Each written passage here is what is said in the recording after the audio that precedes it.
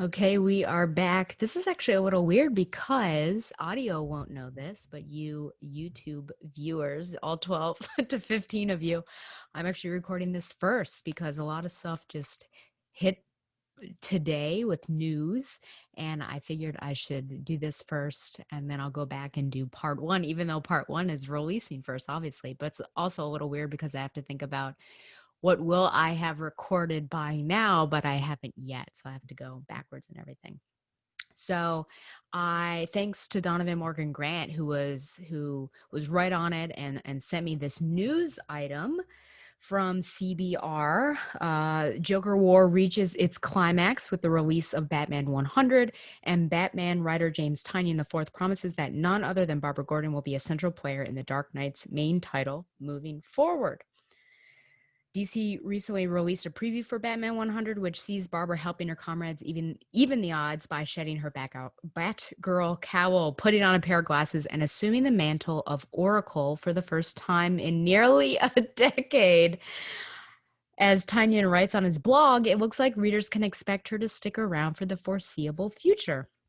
Quote, one key element is that I can say that Barbara Gordon is going to be an absolutely central character for the rest of this year and next year, the writer said while discussing what's next for Batman. If you've been missing Oracle in the Batverse like I have, I think you're going to be very excited where things go from here. Okay, so Oracle's coming back. I like how they said a decade because we've had kind of flavors of Oracle and a bit of, I mean, it's been other people assuming that identity, but also Barbara has used it as well. So, I could nitpick at that she's been gone for a decade, but it seems like in full she is going to be here. And so lots of people have been asking what I think about Joker War and Barbara's appearances, and I'm like, give me a break.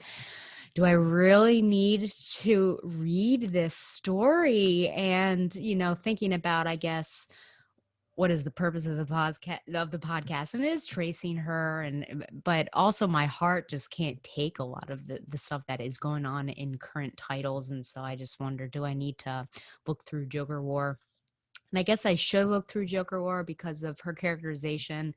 It seems like it's deep and has been going somewhere and has raised some questions. I think there's some sort of romance potential with Jason, which isn't the first time that they did that. They did that in Eternal as well.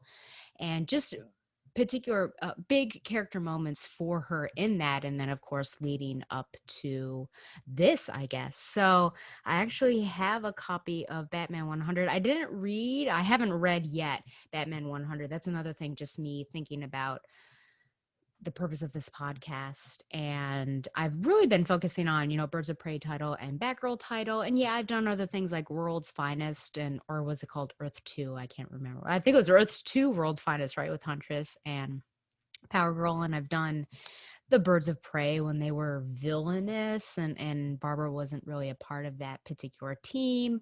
And so I'm just wondering now, gosh, if she's going to have such a central role and there might not be a Batgirl title going forward, should I be covering Batman? So I guess we'll see what that's like. And I might take a page from Chris Carnes's book and give you a really quick, almost like a synopsis, a publisher's synopsis of what the book is and then what Barbara does in there, unless I feel like she really is playing a significant role, which is what Tynion seems to be alluding to. And I texted Carolyn Coca right away, and she, is not necessarily optimistic about it. And I would say same, right? DC hasn't been treating Barbara well at all. So just because she's switching from the cowl to, the chair in front of the monitor, does that necessarily mean that they're going to understand who that person is? So anyways, 100, I guess I'll have to read it. But again, thanks to Donovan, my former beloved and sometimes my current beloved, who knows? He says that he's going to sum it up. He says it's extremely simple to sum up. Joker took over the Wayne fortune and brainwashed Rick Grayson to be evil. He turned Alfred into a zombie and tried to kill Batman and Harley with his new sidekick Punchline. Batman survived, of course. Batgirl used some magic thing to restore Dick's memories, and the entire Bat family, except for Damian, who quit being Robin in Teen Titans, united and saved the city, and Babs ran point as Oracle. And of course, Stefan cast on bat symbols, although we don't know if they are Batgirls, which I will also get back to there. So thank you. I mean, Donovan's been with me this whole day almost, and we've been conversing, and he sent me lots of screenshots of different pages and things like that. Sorry about that movement of the camera.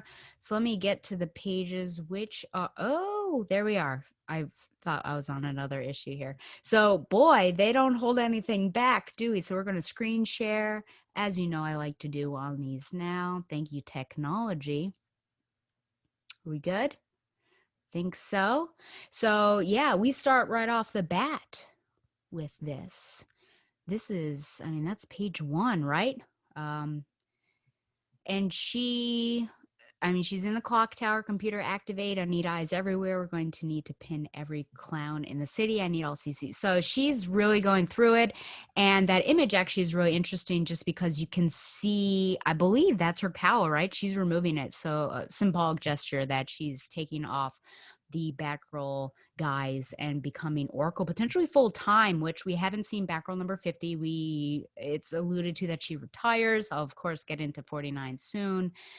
She still walks, so nothing as dramatic as her ripping out the chip one final time. I wasn't sure if we were gonna take away her legs as well, which sounds really macabre. But I mean, she's sitting down, she's putting on the glasses. It's interesting that she's got her gloves, her gauntlets still on, but this Gotham City, this is the voice of Oracle, and seeing her head, it's a floating Oracle head, Carolyn knows, and then all of the people, of course. And there was another part which was good. Yeah, I just wanted to say it's great to hear your voice in my ear again from Dick, which is of course good. And then she says, and it's great to see you back in blue.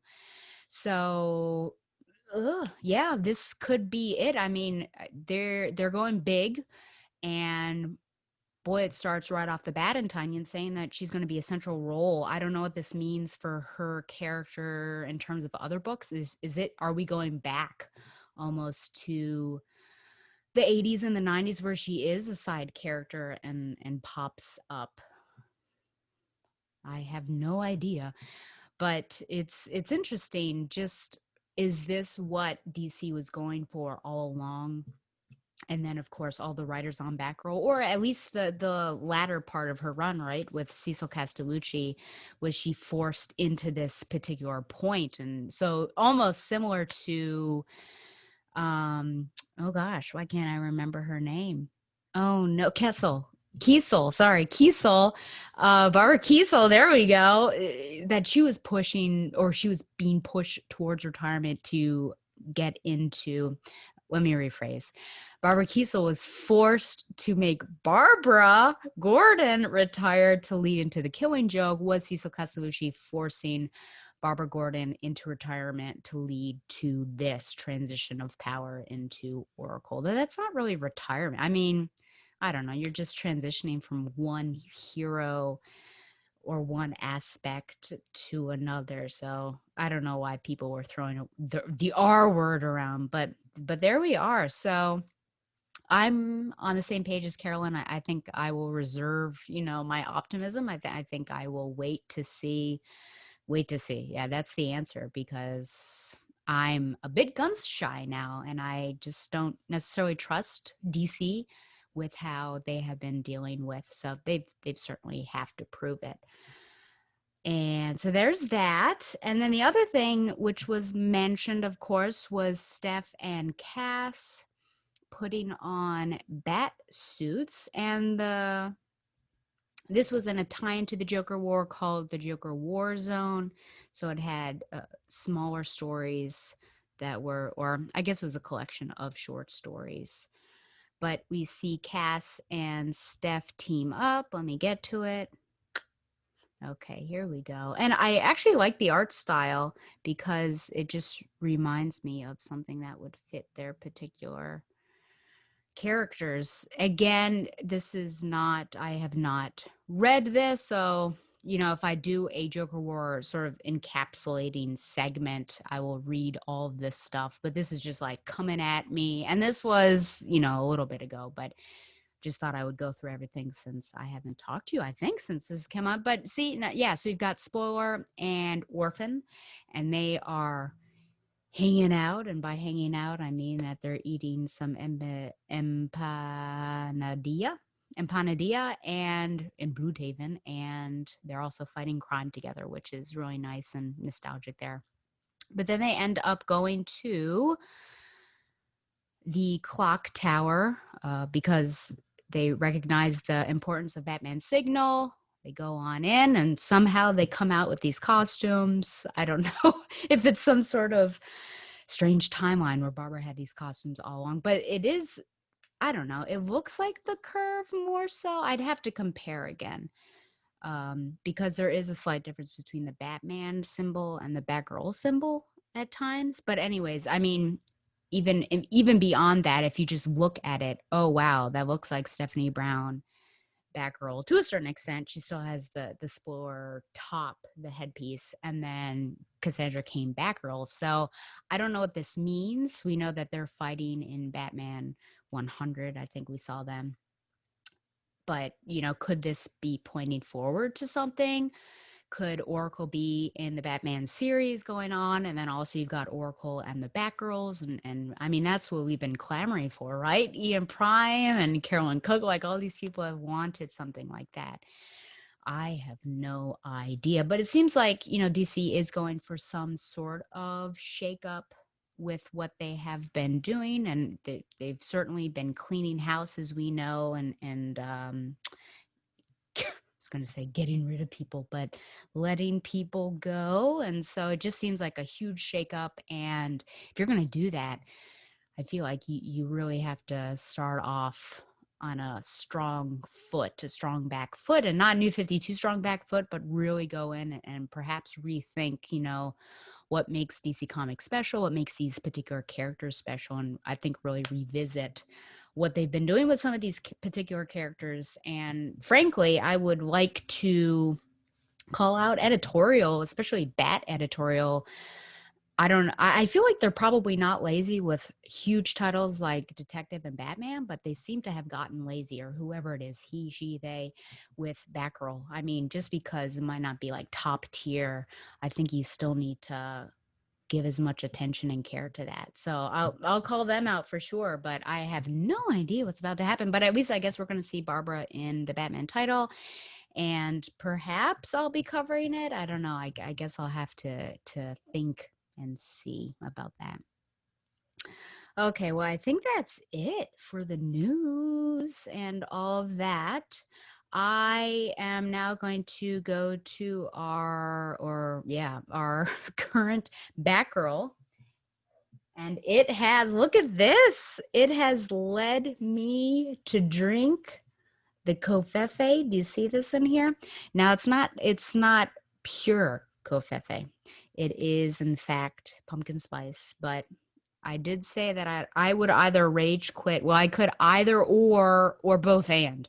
But I'm a bit tired and I just feel like I just don't have the energy to do a rage quit.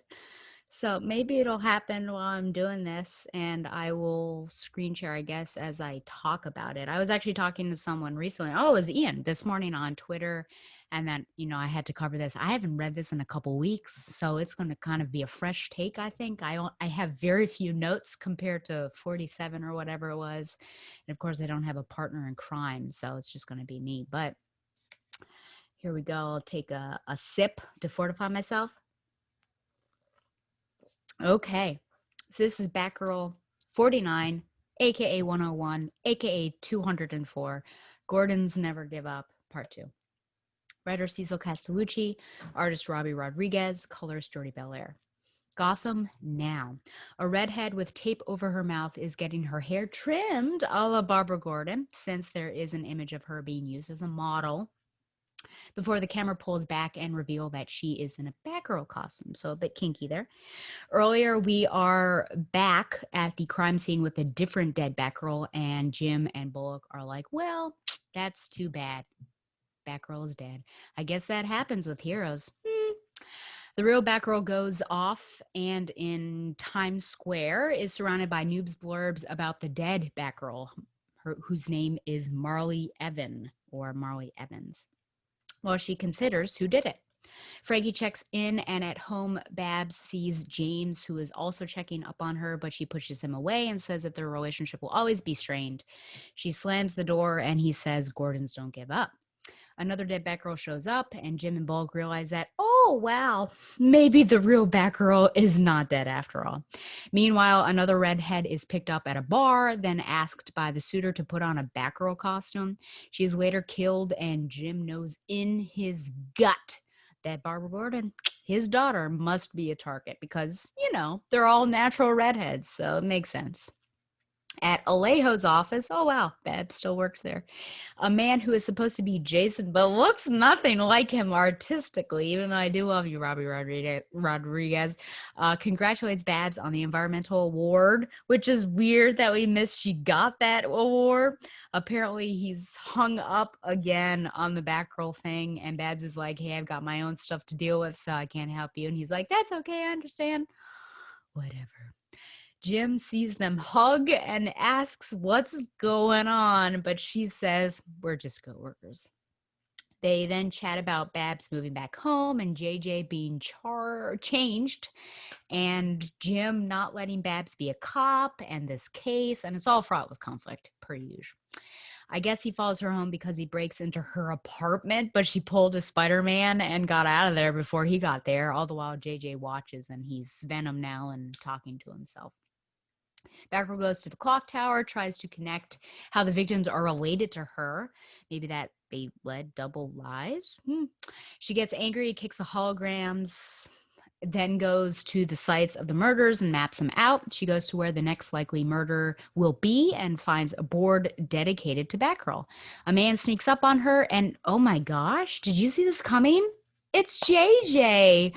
She attacks him and accuses him, but he says that he was following clues so she wouldn't be the next victim. He then points out that the map makes a bat, but it's missing a tail, which Barbara somehow missed in her investigation because she's a noob. And the next victim should be at the lighthouse. She goes there. Hey, so does JJ, and so does Jim, who figured all of this out as well. JJ and Batgirl have an altercation at the lighthouse, and somehow JJ now has two personalities, but the one didn't know Babs was Batgirl, which doesn't make sense, and I'll point that out as I go through the issue. The evil JJ has been killing to get Batgirl to come to him so he can cut her out of his life by death, I guess. The good JJ wants to end his life. Batgirl, with some sort of test tube in her hand, is trying to talk him down. He says he loves her, then leaps off the lighthouse, and Batgirl somehow doesn't do anything about it and watches him fall. At the bottom, she mourns the man she hated, and Jim, who saw the whole thing, blames Batgirl and calls for her arrest. She throws a gas pellet and leaves, telling herself it's over, and she gives up. Next, the last issue. Oh man, I thought that I was prepared to record this episode, and I just realized as I was doing that, going through the recap, that I forgot something.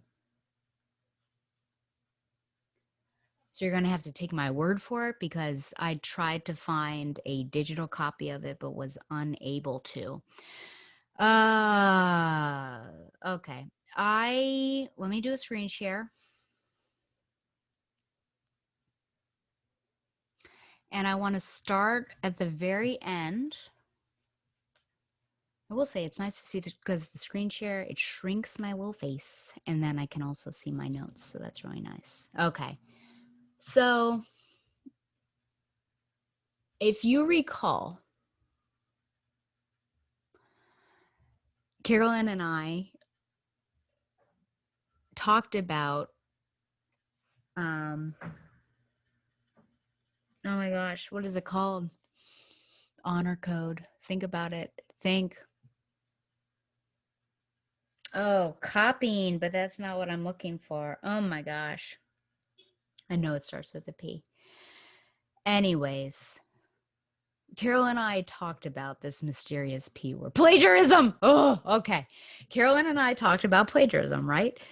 And whether or not Testucci had done it, what that says about the writing or the editing, or, was it intentional or unintentional? And that was in regards to 47, because I saw Batgirl and Joker and the way they were laying very similar to the pre-wedding issue with Catwoman and Joker laying that way. So now we are hitting on, and that was uncomfortable, right? That was uncomfortable, that similarity. This is even more uncomfortable. Did that ending seem suspiciously familiar? And I wish, oh man, I was going to go into my long box and pull out this particular issue, but it is just like Batgirl number 19 by Gil Simone.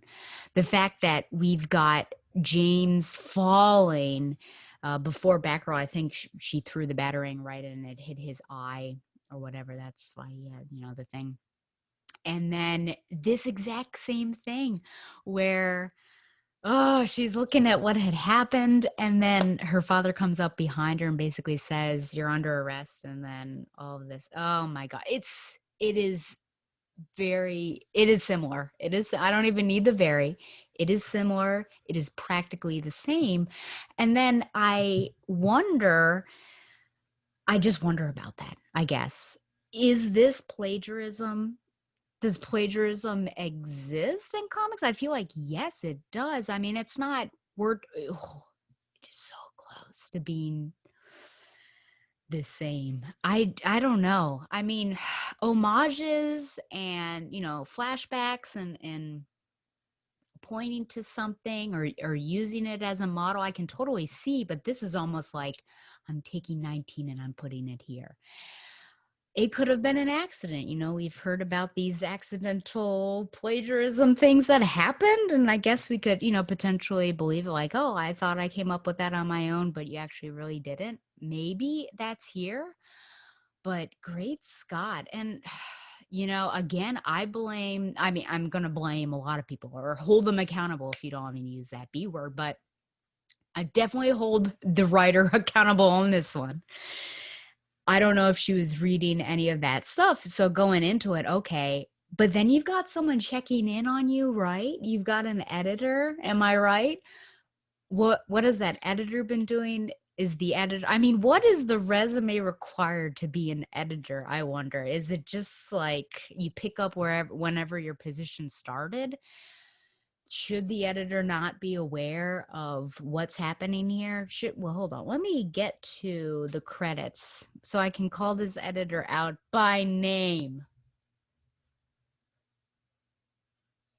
Jessica Chen is the editor, it says. Group editor, though, is Ben Abernathy. So you've got the writer, you've got the editor, and then you've got the group editor. So we've got two people checking your work, and no one figured out that this exact same thing happened previously.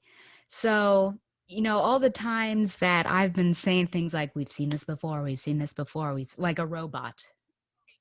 This is case in point. This is proven right here. I wish I had a thing so I could do a side by side to show you, but I beseech you to open up Batgirl number 19 by Gail Simone from the New 52 and see how similar those two things are. And my gosh, is this really that's all you can do? Like inevitable conflict with the father. He's going to put Batgirl under arrest. Somehow she's always becoming Peter Parker Spider-Man and the police are not on her side. And then, she's got to give up and retire and she's done with all that stuff. Whew, boy, I don't get it. So that's my major qualm, I would say, with this particular issue is that we've seen it before, literally. And I don't know how no one's either pointed that out. I mean, maybe they have on the socials, or why Why no one caught this? I don't know. I mean, I hate to be that person that's like, I could do a better job than, but I have been reading all these Batgirls, so maybe I could be a Batgirl editor because I'd be able to tell you, hey, this is not going to fly. So, I don't know. Okay, so yeah, I don't have many notes, so I can just kind of go through here. So one of the weird points is, I'll go back to the end, this climax here. First of all, I would like to say that JJ, aka James Jr., I didn't really foresee this split personality. I think there was a writer online that was it CBR or comic, I don't know, but he was saying he said it was DID, right? Dissociate, I think it's dissociative identity disorder, right? So split personality disorder. And I guess I never really saw him having this. Now there is that issue, gosh, it's like 37, 34, I don't know, when he comes back into her life and the dark metal Joker is talking to him. So he kind of had that, I suppose, but I just considered him a psychopath slash sociopath. Can't remember the distinction offhand. So it's just weird that we've added this new dimension to him. And maybe that had been developing off panel in other books, but to not really discuss that here, I think is strange, especially since he's been in this particular book off and on for a while. So to not have that develop here, to not speak about it here is rather interesting. But this whole situation, and I can't tell if it's sarcastic or not. Let's see here. Oh, yeah, right here. Wait, is your sister Batgirl? This middle panel here, JJ. If I had known, I wouldn't have done those terrible things to those women. So I can't, is it sarcastic? But his face doesn't really show that. And I don't think that it makes sense that he doesn't know. Now, I can totally understand from a psychologist point of view that, yes, absolutely, one identity would be aware of some things that the other identity is not. But just the stuff that is happening throughout, for instance, this, right? So if the bad JJ is doing this whole thing, choosing his victims on account of their hair color and whether they look, I guess, body build wise like Barbara, and then putting them in this costume. That's one thing, just putting in the costume, but as you can see, he's got this model here, this middle panel where I guess that's actually her accepting the environmental award. So clearly that's incorrect, that he actually does know that she's back. Otherwise, he would not be modeling it after her. So I feel like that is just really bizarre. Just doesn't seem to fit. And he just pops in at weird times. I just don't think that it's dealt with well. And if we're just stick on or stay on this topic of JJ, I in my note here I call it the tragedy of JJ. And I do want to say thanks to Ian Prime for reminding me that it seems like in this particular continuity, there's an error, or in these past couple issues, that JJ is older than Barbara, and that is incorrect. And there's actually evidence to prove that Barbara is the older sibling. Black Mirror as well as other places. So that's a continuity error, unless I don't know if Cecil was just going with an idea she had in her head or someone else is saying something, but that is wrong. But so the tragedy of him, so I'm not his biggest fan. I think if you've been listening to this show, you know that. However, Black Mirror is a great I mean, it's great in how awful it is. It's worthwhile, right? As I've said in part one. And I think it really cements him as this true evil, character, this sociopath, this psychopath. But all of a sudden, I don't know, he's just mishandled.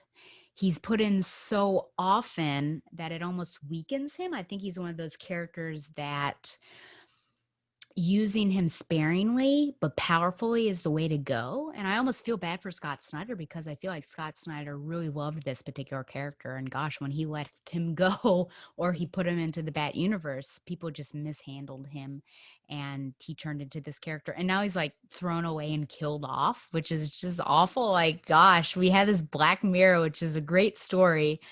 And then we just throw him away like this. But all these appearances that he's had in Batgirl have been terrible. Remember New 52 and he was dating Alicia?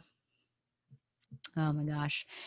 And then, now he's got this sister obsession, and it's spun out of control. I guess you could argue that he's had something like this all along because he was, killing her friends and things like that. But it's just like all of a sudden he's really obsessed with her. It's almost like perverted in a certain sense.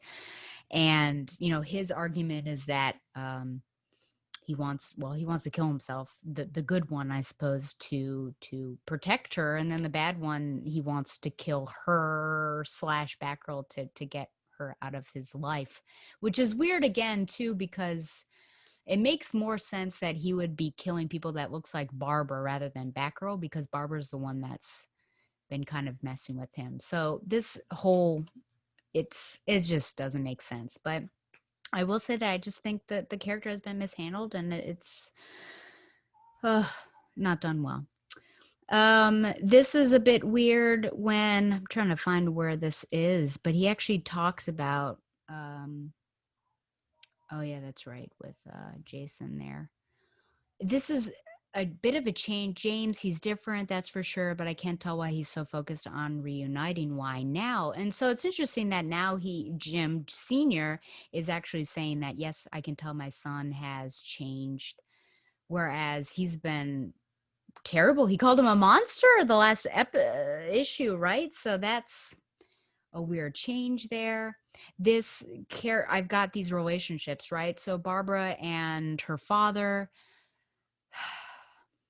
I mean, I don't know why we have to have this unnecessary conflict between basically the best relationship in DC Comics that could be, but it's been pretty terrible. The fact that, I don't know, gosh, she's really terrible towards him, and then he, I guess, underestimates her and thinks she's just like this weakling, and hey, you have red hair, and so I'm worried about you, and you should come and live with me. And then she's like, hey, you don't let me join the academy. I'm like, where is this coming from? It's so weird. And then Barbara and Jason and just that drama as well. And I mean, she hates him. I'm trying to figure out where this was. Yeah, this is as good as it's going to get between us. Let that be enough. Go home, James. Basically they're brother, sister in name only. And then she's mourning someone that she hates at the very end. Have to see what this is. He's really gone. I hated him so much. I wanted him to die, and now he's gone. He's really gone. So I guess looks like she's crying. It's not just the rain. Of course it's raining with someone dying. I have no idea. It's just pick a side, develop the relationship or not. And this was so wishy-washy. It's been since, I guess, 48, right? Where she feels like she can trust him, but she doesn't want to trust him, but she has to trust him. That whole weird thing that didn't make sense at all. I have no idea. I mean, honestly, this is why I'm drinking this instead of rage quitting, is because I was just confused. This entire issue confused me. Some of the writing, this was so bizarre. Here's one of them, like, end of an era, even though I don't like them bats, it's sad.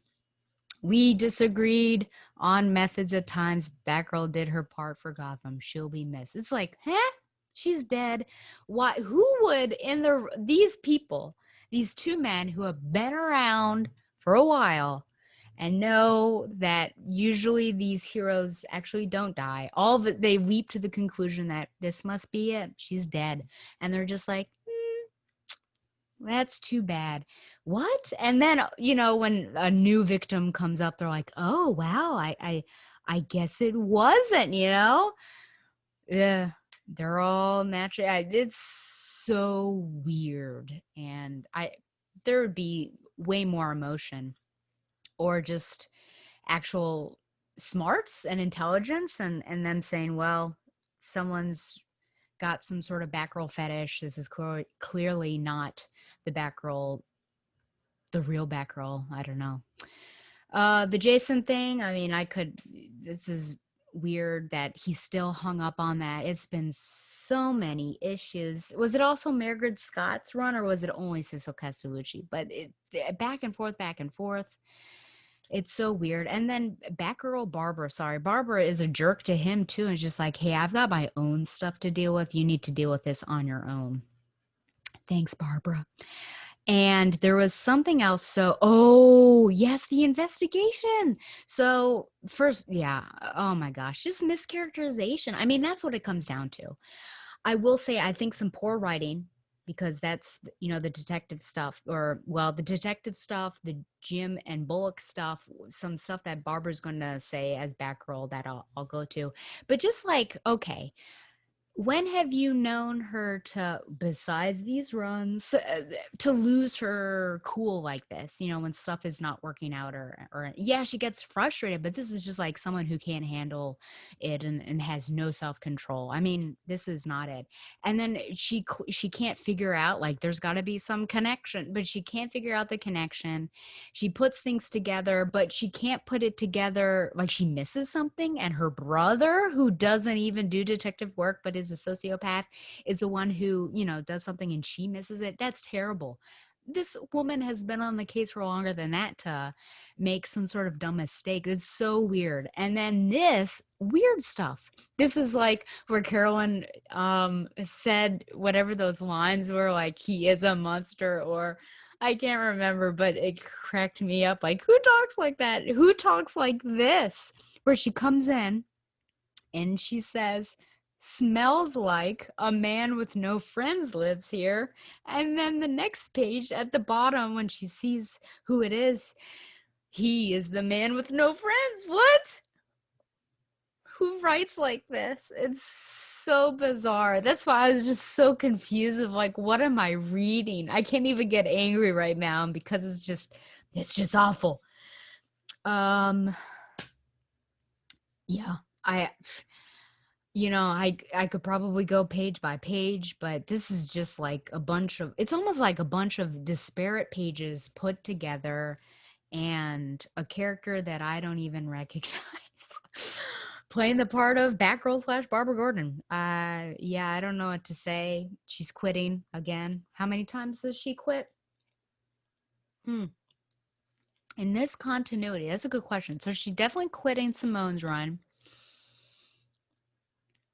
I guess maybe technically this is just the second time that she's quit, but she's wanted to restart her life so many times that's almost like quitting one life in order to start the other. But I don't even know. So then the reviewer at the Batman universe, which I don't even know his, her, their name, but I do know that person, I think, gave a 4 out of 5, which is an 80, because I'm not going to give it an A, believe me. And so this person, I found out from Donovan that this person is more or less new reader to Batgirl. And so, this is, I guess, terrible reporter work, but I didn't read the review, just like the stars kind of, 4 out of 5 or 3.5 out of 5, because they've been higher than I would have expected. And so I'm thinking to myself, what would this be like as a new reader? Because I've got so many hangups, but they're because I know Barbara Gordon so well. So the writing still, I think there are some bad points to the writing. I guess, depending on what you know about James Jr., this DID could be interesting. And this conflict that Barbara has with her family and just being pushed to the edge and trying to figure out what to do. I guess it could be interesting. But I guess that's a different, new reader. That's, man, I don't, there are times that I really love being a new reader, that you don't have that baggage with you and you just go in and you enjoy it. But at the same time, having that baggage, I think, gives you a better level of understanding and a clarity to who this character should be. And so I guess for a new reader, this could all be really interesting in this conflict within the family. But for me, with that baggage, I'm like, there shouldn't be that conflict in the family. And maybe there should be something with James, but if you're also saying he's changed, I don't know why you're like victimizing him, but then you're also villainizing. It's just so conflicted that I just don't. I was so confused with this. Like as I was reading, I thought, I don't get it. I really don't get it. So, oh my gosh. The art, again, I do really like it. Martin Gray, I think on Twitter, he was talking about elongated man noses or like the little nose, which is true, but it is a Robbie Rodriguez, a little thing. There's someone else who does that. I think it's the Dodsons have that sort of rosy red, which I find endearing. But yeah, when I saw, because the art, I would say, is like the positive always on these with Robbie Rodriguez. But that's just because I'm used to him and Spider-Gwen or Ghost Spider. But yeah, when I was seeing this whole Jason, I was like, that doesn't even look like Jason with his little red snars. Oh man. Well, I mean, sorry if I disappointed you. And you wanted a rage quit, but you got the COVFEFE instead. I am interested to see what happens in 50. I mean, this is just like, wow. One more issue, Stella. One more issue. You can make it. I believe in you. So that's kind of what I think. So out of 10, out of 10 bats, because I'm pretty sure that's all I wanted to talk about for that particular issue. Supposed to be sarcastic. It doesn't track him. Math, no friends. Yep. Compared to the last issue, yeah, that's the question, isn't it? Last issue I gave 2.5 out of 10. Just kind of have to think in my brain about how does this compare.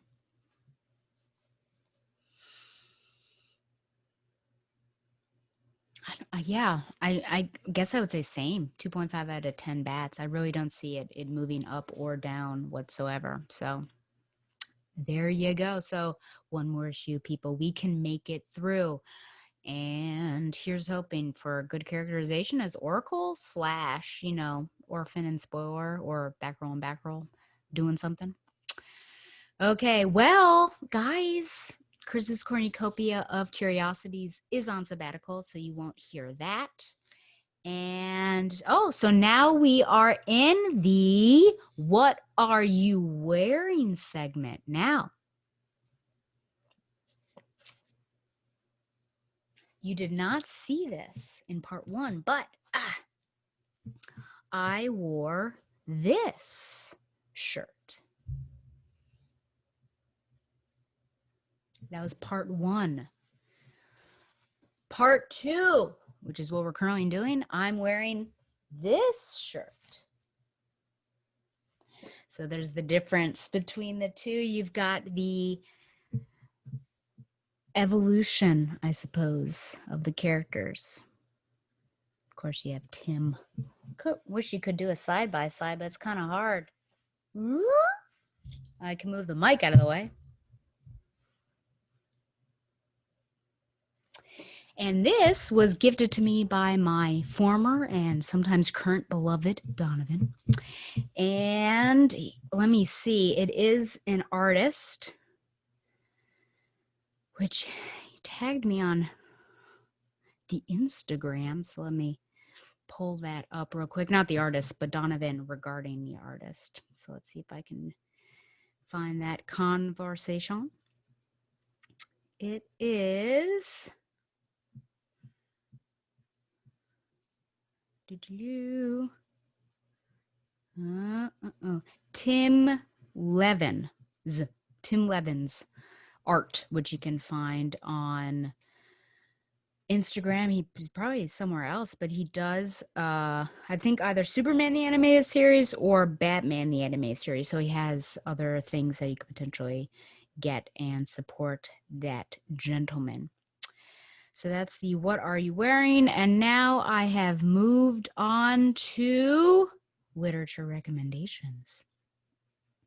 And the last one was City of Girls from the previous episode, which I talked about it, of course, with Carolyn, but I do recommend it. And I did actually find the father. The father appeared, which, great Scott, I was probably an hour from the end, and then all of a sudden he came. Okay. I'm so close to finishing Rory's reading list. I think I have 8 left, but the problem is that I've exhausted what the UVA library had, or at least what it is allowing to be taken out as holds, because there's lots of shutdowns still. And my public library doesn't have anything, so I need there to be interlibrary loan, which I have no idea when that's going to happen. So I don't know what's going to happen with that. Okay, so right after City of Girls, I read, this is interesting, The Ballad of Songbirds and Snakes. That seems out of order. Didn't I already do that one? I feel like I did. I did read I think I already did. And you can go on Required Reading with Tom and Stella. I think it'll be the November episode, so you can listen to that. I read the Old Guard book 1 and 2 by Greg Rucka and Leandro Fernandez. Didn't want to say Fernandez. So thumbs up for that. The Reader by Bernard Schlink. Thumbs up for that. That is also on, or going to be on, Required Reading. I have to edit that one. That'll be out this month, October. Songbook by Nick Hornby. I give a thumbs up to read. They were essays about particular songs, and if you like Nick Hornby, I would say give it a shot. Oh my gosh, 2 thumbs up, Mr. Miracle by Tom King and Mitch Gerards. The Little Locksmith by Catherine Butler Hathaway. I give that thumbs up. Grandmothers by Doris Lessing, and there were, I guess they were like there were other short stories or novellas, but there were, I think, 4 of them in there, and I really only wanted to get it to read the grandmothers because I had watched Adore, and that's what it's based off of, so, a little shaky. Just a Couple of Days by Tony Vigorito. I didn't really like it as much. Ethics, I learned a lot by Spinoza, so I guess it depends on what you're looking for. Quattrocencio, a little iffy on that particular one. That's where it's interesting. It's a lot about art, and then this gentleman kind of gets transported, just almost reminds me of that other As Days Go By, As Time Goes By. I can't remember that book that I read a while ago last year. But he gets transported in paintings. A Mencken Chrestomathy, thumbs down. And it's almost like self-aggregation? No, self-approbation? I don't know. But it's, a Chrestomathy is a collection of pieces of several different works. And so it's interesting that Mencken did that of his own. I don't know if it's always of your own, but it kind of seems like as an editor or something, you would have a collection of different people's stuff, but he decided to take it all from him. White Teeth by Zadie Smith. And then the Subtweet by Vivek Shraya, I did not enjoy. And I could probably have some cultural discussions on this with people, but I won't even get into it.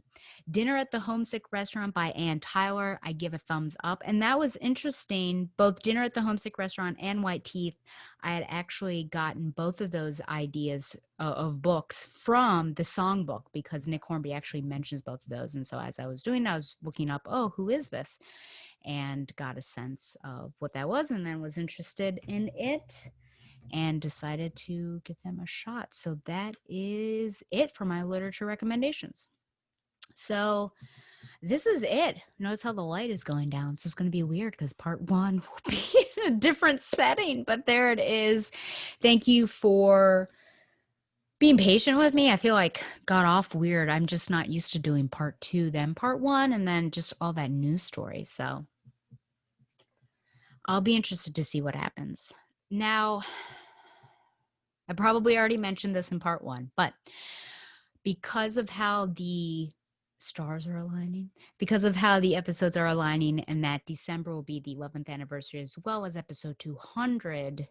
And just having that align, I've decided not to have a standalone Halloween commentary episode. So on the Twitters right now, I put out a little poll that said, hey, if I did a YouTube live on a commentary, and I was thinking about Only a Dream from the Justice League animated series season 2, would you tune in and watch it? And no one's put no yet. As for I checked, I don't know, this morning maybe. And so it's just kind of coming down to time. I mean, the 12 to 15 people that I really appreciate that watch these, it'll happen. So look for that. And that would be on October 31st. I think I would just pop on YouTube. I know I'll have to do more than that, and just watch along. And then there should be comments and things. I mean, I've watched YouTube lives with different things, streams. So I guess there'll be comments. So that would be fun to interact with you guys as I'm watching. Now, the one thing that I'm actually really trying to figure out, I don't know if any of you tech gurus, but I've seen some IGNs. I haven't watched them, but just like popped in when they watch a movie with particular actors. So actors will come on and watch the film, and on the screen, as you, the viewer, are watching, it's got like the time that the movie is, so that you can queue up and be with the actors as because they're not showing it. Because I don't know that I can't split the screen like I have been with this, right? Or share my screen. So that's the only thing, because I just wonder if someone pops on with Only a Dream and they want to watch with me or catch up, how will they know what time period I'm at? So I'm not sure. I'm not sure what to say about that. So I've got to figure that out. So if you know, like maybe it's a widget or something like that, or I can figure out something to do. I'm not sure. Yeah. Okay. Well, anyways, this was the show. So look for that Halloween commentary live stream on YouTube on October 31st, and stay tuned. I guess I'll put on the various social medias what time it will be, because I don't know if it would be afternoon or evening, what preference there would be for people. Lots of people, or the majority of the pollsters, have said evening. So whatever that means. So then I probably have to narrow down what that means. Eastern Standard Time. So look for that. And then next month I will have Ian Prime is going to be on here. We're doing a huge Birds of Prey story. And then we'll also be doing Batgirl 50. And then my heart will be at rest. I don't even know. I think that's it. And then 200 is coming up, which I will reveal what I've been doing right now. I've got 2 out of 3 slots already solidified. I'm just trying really hard to get this third one. Okay, well, you can send any questions or comments to batgirltheoracle@gmail.com. Find the show on Google Play, Stitcher, and now Amazon. Like the show on Facebook or follow it on Twitter @BatgirlTheOracle. Subscribe to the show on YouTube for an uncut version, as you're watching right now. Follow the Batman Universe on Facebook and Twitter as well. And support the Batman Universe by subscribing to Patreon. Once again, thanks to Mile High Comics for sponsoring Batgirl the Oracle, the Barbara Gordon podcast. And until next time, fly on, Babs lovers. Oh, forgot to show. There's the Queen. I'll end on that, Queen Daenerys.